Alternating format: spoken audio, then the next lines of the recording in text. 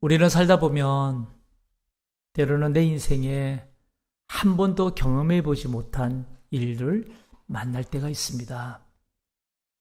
그 일이 아주 힘든 일이거나 그 일이 나를 좌절시키는 일이라면 우리는 더더욱 당황스럽고 더더욱 두려움에 떨게 될 겁니다. 한 번도 경험해 보지 못한 일이기 때문에 더더욱 느끼는 마음의 두려움은 더 클 것이다 라는 거예요. 저 역시 지금까지 살면서 한 번도 경험해 보지 못한 일을 겪었던 적이 있었습니다. 멀쩡히 잘 다니던 직장을 그만두고 어느 날 목사가 되겠다고 신대원에 간 겁니다. 늦은 나이에 막상 신학생이 되고 보니까 한순간에 가족을 책임지지 못하는 가장이 되어 있고 또 무책임한 가장으로서 하루하루가 한 달 한 달이 너무나 두려웠던 거예요. 월요일 오후가 되면 신대원 기숙사에 들어갑니다. 기숙사에 짐을 풀면 어느새 어두컴컴한 저녁이 돼요. 어두컴컴한 저녁이 되면 어김없이 공부하겠다고 이곳에 온 무책임한 신학생이면서 가장의 삶이 얼마나 미안하고 얼마나 두려웠는지 몰라요. 그래서 제가 할 수 있는 일이라곤 기도하러 올라가는 일밖에 없었습니다. 그래서 저는 기도굴에 홀로 앉아서 울면서 주님요, 이 손을 꼭 잡고 가십시오. 그렇게 찬양을 부르면서 울며 불며 하나님 앞에 기도하곤 했습니다. 그러던 어느 날 주님이 제 손을 붙잡아 주시는 경험을 하게 됩니다. 그 당시에 제가 중등부 교육전도사로 있을 텐데 그때 중고등학교가 토요일 12시까지 수업을 했었습니다.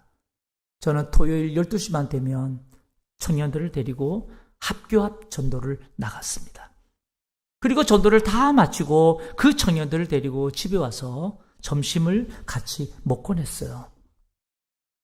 가족을 책임지지 못하는 교육전도사 가장이 아내 앞에 무슨 염치로 이 청년들을 데리고 집으로 갔는지, 그래도 말없이 기쁨으로 청년들에게 밥을 해주던 사모가 있었기에 감사했지만 솔직히 제 마음은 제가 너무나 뻔뻔한 남편 같았고 그래서 너무나 미안한 마음으로 살았던 기억이 있습니다. 그러던 어느 날 집으로 들어가려고 하는데 편지함에 편지가 있는 거예요. 무슨 편지가 왔는가 하고 그 편지를 보니까 그것은 편지가 아니라 그 속에 금일봉이 들어있었습니다. 누군가 가난한 전도사의 형편을 알고서 편지함 속에다가 금일봉을 편지처럼 넣어두고 가신 거예요. 신기한 것은 여러분, 그때부터 누군가 쌀을 주고, 그래서 쌀이 떨어지지 않는 거예요. 아무리 청년들을 많이 먹여도. 마치 보이지 않는 손길이 두려움에 떠는 저에게 너 힘든 거 알아? 너 애쓰는 거 알아? 라며 제 손을 잡고 위로해 주는 것 같았어요. 저는 그 뒤로 전 사역을 하면서 담대해졌습니다. 담대해졌어요. 문제는 그 일 이후로 그 어떤 일 앞에도 이제 두렵지 않게 되었을까라는 거예요. 아니요. 여전히 두려운 일을 만나면 두려워하는 거예요. 왜일까? 왜일까? 수없이 저는 하나님 앞에 질문했던 적이 있습니다.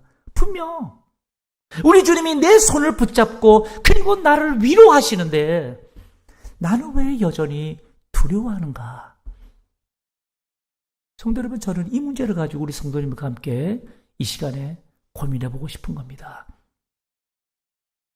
우리 성도님들 역시 각자 처한 상황과 여건은 다르겠지만 성도님들 역시 한 번도 경험해보지 못한 어려움을 만나고 절망을 만나면 아마도 더 당황하고 더 두렵지 않을까요? 그렇게 잘 되던 사업이 갑자기 위기를 느끼거나 그렇게 건강에 자신 있던 내가 어느 날 갑자기 큰 중병이 찾아왔다거나, 그렇게 얌전했던 자녀가 어느 날 갑자기 반항하기 시작하거나, 뭔가 생각하지 못한 힘든 일을 만나면 우리는 여러분 더 당황하고 더 두려움에 떨 거예요. 이럴 때 우리 주님이 내 손을 꼭 붙잡고 위로해 주신다면 여러분 얼마나 힘이 날까요? 그런데 이미 여기 계신 우리 성도님들은 지금까지 믿음 생활을 해오면서 주님이 내 손을 꼭 붙잡고 나를 위로해 주시고, 그리고 내 기도에 응답해 주시는 신앙의 경험들이 다 있지 않습니까? 그래서 오늘 또 주님이 내 손을 붙잡아 주신다는 것에 대해서 의심하지 않아요. 문제는 주님이 내 손을 붙잡아 주신다고 고백은 하지만 이 삶에서 여러분 두려울 때 여전히 두렵지 않습니까? 여전히 두려워하며 사는 거예요. 그런데 이상하지 않냐 이 말이에요. 이상하지 않냐 이 말이에요. 주님이 내 손을 꼭 붙잡아주는 인생을 사는데 나는 왜 여전히 두려움에 떨며 사는 걸까? 사실 오늘 본문을 보면 하나님이 나의 오른손을 꼭 붙들어 주신다는 사실을 분명히 말씀하고 있습니다. 오늘 이사야 41장 13절 보세요. 이는 나 여호와 너의 하나님이 내 오른손을 뭐하고? 붙들고 내게 이르기를 두려워하지 말라, 내가 너를 도우리라 할 것입니다.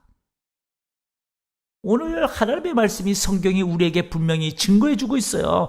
두려워하는 내게 하나님이 내 오른손을 붙잡아 주신다 이 말이에요. 그리고 하시는 말씀, 두려워하지 말래요, 내가 너를 도와주리라고 말씀하셔요. 여러분, 이 말씀이지 하나님은 언제나 두려워하는 내 인생의 위기 앞에 항상 먼저 손을 내밀어 붙잡아 주시는 분이라는 사실을 말씀하고 계셔요. 이를 증명해 주는 사건 있죠. 물 위를 걷다가 바다에 빠져가는 베드로를 향해서 예수님이 먼저 손을 내밀어서 그를 붙잡아 주셨습니다. 마태복음 14장 30절에 보세요. 14장 30절에 보니까 바람을 보고 무서워 빠지는지라 소리질러 이르되 주여 나를 구원하소서 하니, 31절 예수께서 앞에 단어 뭐예요?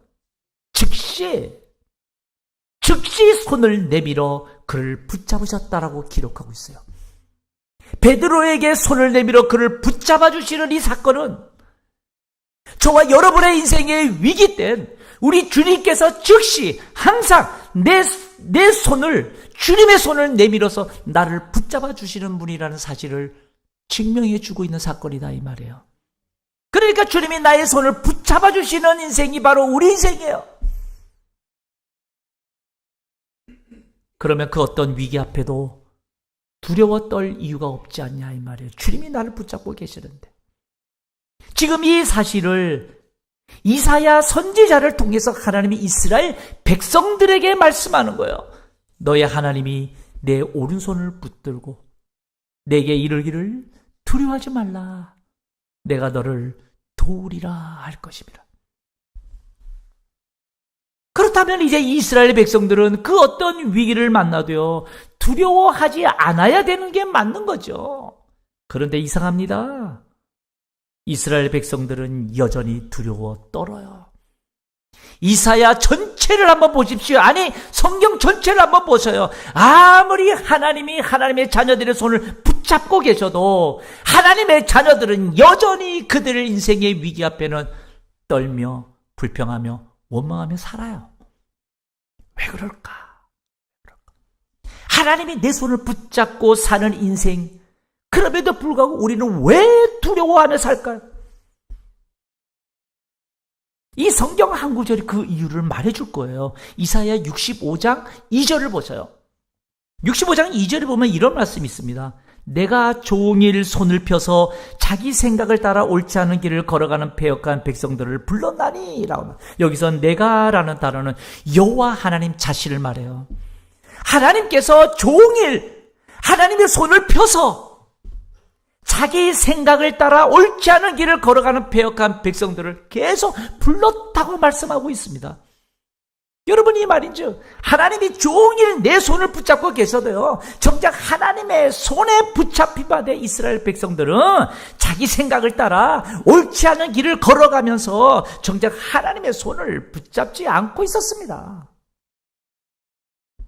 그래서 이스라엘 백성들 여러분, 끝까지 하나님보다도 강대국 애굽을 의지했고 강대국 아수르를 의지했어요. 여러분, 이 말씀을 보면서 왜 우리 하나님의 손에 붙잡힌 바 된 우리들이 왜 여전히 두려워하며 불평하며 원망하며 살까? 그 답이 나오지 않나요? 여러분, 우리 아이들 어렸을 때 아마도 엄마 아빠의 손에 이끌려서 길을 걸어갈 때가 많았을 거예요.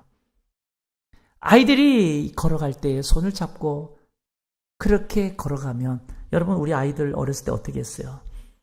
부모가 내민 손을 끝까지 잡지 않은 채 고집 부리면서 혼자 걸어가다가 그래서 넘어지는 경우, 아마 그런 경험들 많았을 거예요.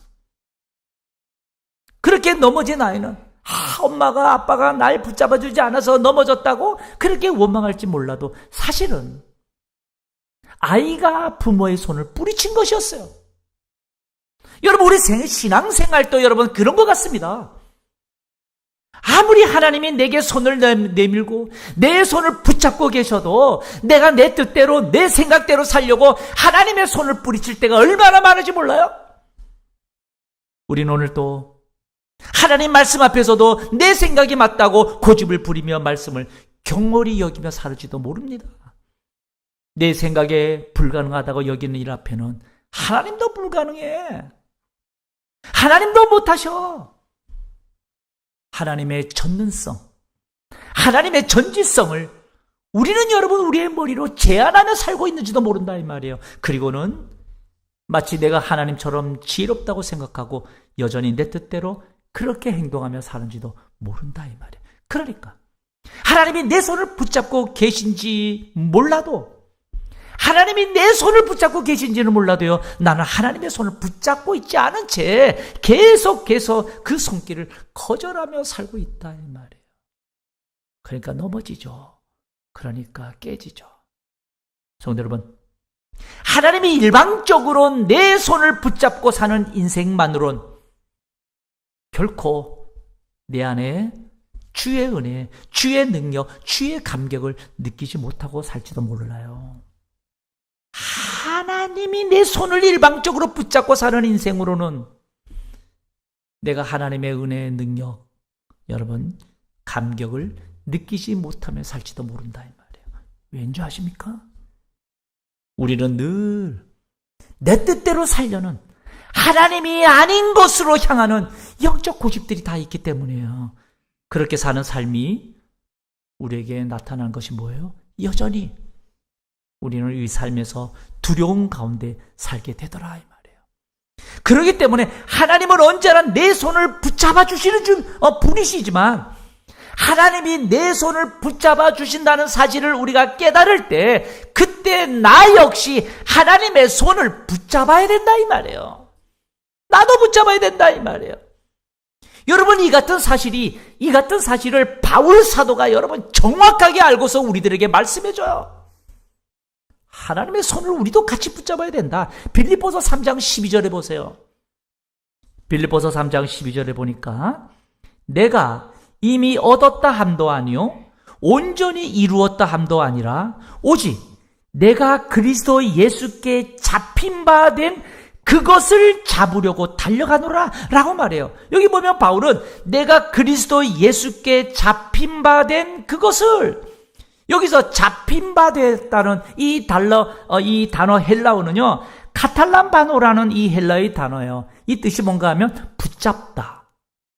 근데 이 붙잡다라는 단어는 과거 수동태입니다. 과거 수동태. 그러니까 내가 그리스도 예수께 붙잡혔다 이 말이에요. 내가 예수께 붙잡혔다 이 말이에요. 붙잡혔다. 다시 말하면 예수 그리스도께서 나를 붙잡고 계시다 이 말이에요. 이것을 안 바울 12절 다시 보셔요. 12절 다시 보니까 오직 내가 그리스도 예수께 잡힌 바 된 그것을 잡으려고 달려가노라 라고 말해요. 내가 그리스도 예수께 잡힌 바 된 그것을 잡으려고 달려가노라. 여기서 그것을 이라는 단어, 만약 그것이 뭔가 하면 나를 잡고 계신 주님의 손이면 내가 그것을, 그 주님의 손을 잡으려고 달려간다는 거예요. 근데 여러분 여기에서 잡으려고라고 하는 이 단어도요, 아까 그 단어 똑같아요. 헬라어로 카탈란바노, 붙잡다라는 단어하고 똑같아요. 근데 조금 전에 단어와는 같은 단어이지만 이 뒤에 쓰는 단어는요, 과거 능동태예요. 수동태가 아니고. 이게 뭘 말해요?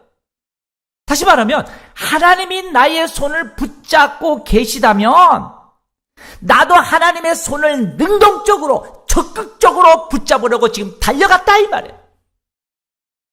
하나님만 나 손을 붙잡도록 내버려 두지 않는 거예요.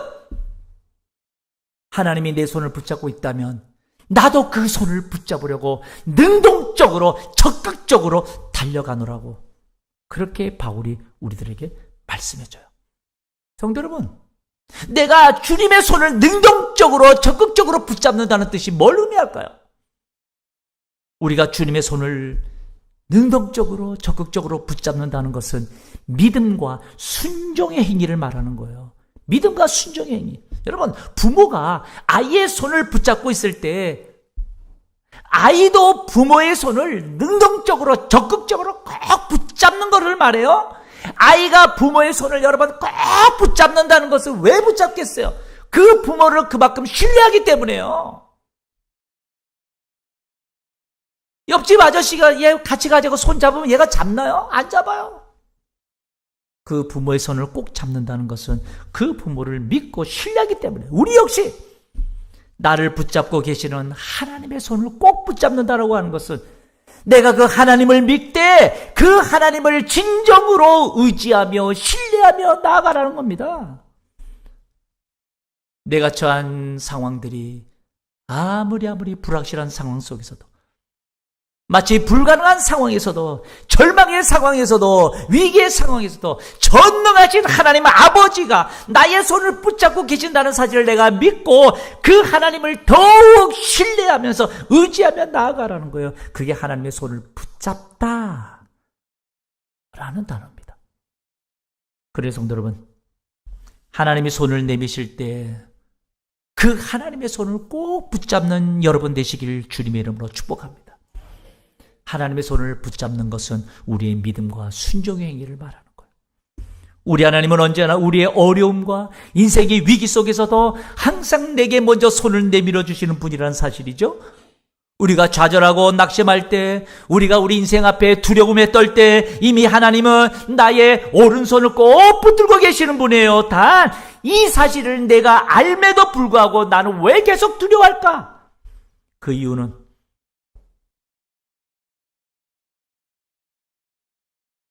나도 하나님 손 잡은 것 같지만 아니요, 내 안에서는 언제 하나님 말씀을 진정으로 믿지도 신뢰하지도, 그래서 수없이 의심할 때도 얼마나 많은지 몰라요. 그러니까 두려운 거예요. 우리는 수없이 여러분 하나님 내 손을 붙들고 간다고 생각하면서도 내가 하나님 손을 거절하고 있어요.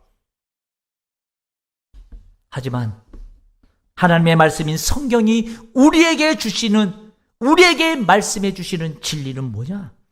하나님은 언제나 내게 손을 내밀어 주시는 분이라는 사실이에요. 그러니까 이제는 내가 그 주님의 손을 붙잡을 때요. 무엇으로요? 우리의 믿음과 우리의 순종과 우리의 겸손과 우리의 회개와 말씀 앞에 엎드리는 거예요. 그 하나님을 믿으셔야 됩니다. 그 하나님을 믿으셔야 돼요. 그 하나님을 신뢰해야 돼요. 그 하나님을 우리는 전적으로 의지해야 됩니다. 파도가 일렁이어도 파도를 바라보는 것이 아니라 그 주님을 바라보는 거예요. 그때 어떤 일이 일어날까? 오늘 본문 이사야 41장 13절이에요. 이는 나 여호와 너의 하나님이 내 오른손을 붙들고 내게 이르기를 함께 읽습니다. 시작. 두려워하지 말라. 내가 너를 도우리라. 다시 한번 두려워하지 말라. 내가 너를 도우리라. 내가 너를 도우리라. 내가 너를 도우리라. 물에 빠져가는 베드로를 즉시 건져주셨듯이 그 주님이 나를 인생의 두려움에서 낙심과 좌절에서 도와주고 건져내 주신다는 사실, 여러분 우리가 믿고 그 주님을 더욱 의지하고 다짐하고, 그래서 우리 믿음 생활 더 적극적으로 그렇게 달려가는 저와 여러분 되시길 주님의 이름으로 축복합니다.